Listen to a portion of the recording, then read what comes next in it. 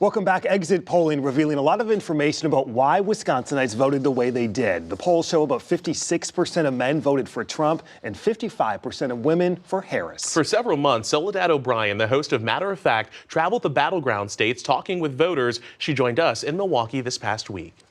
So you have spent months traveling the country, talking with voters, hitting the swing states, including right here in Wisconsin.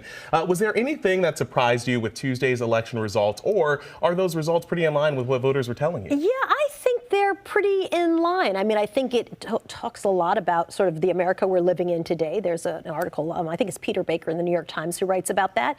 But yeah, I'm not surprised. I'm not shocked at all. I think what we really heard from the swing states and the things that I was interested in is sort of these different demographics. What do they identify with? What were the messaging and messages that worked for them? We did a documentary that looked at the Hispanic vote.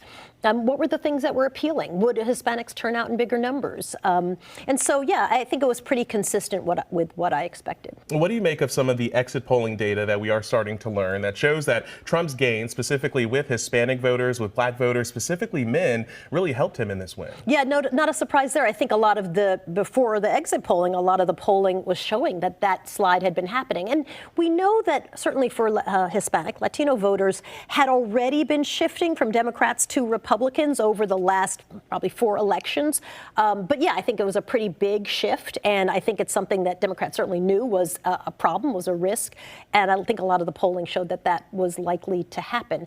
I think it's the one thing I was surprised about was to see that the impact of some of the conversations, the rally in Madison Square Garden in New York City, seemed to have less of an impact than you might have thought if you followed social media. You are in season 10 of Matter of Fact. Congratulations, by the way. Outside of a presidential election year, which keeps us all busy, what are some other things that you guys are exploring on Matter of Fact? Yeah, we're really excited for the upcoming year, 2025, because we're going to kick off a series that really looks at solutions. I think one way in which journalists can help think about bringing the country together, frankly, instead of having, politicians debate and fight on the air. We've always loved to look at stories that say, here are people that we should be thinking about and honoring and knowing what they're doing and who are focused on solutions wherever they are, frankly, on a political scale. It really is irrelevant to us. We just want to see who's working on things and is what they're doing working.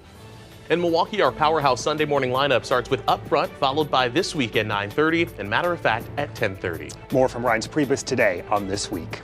Up next, Rivers responds.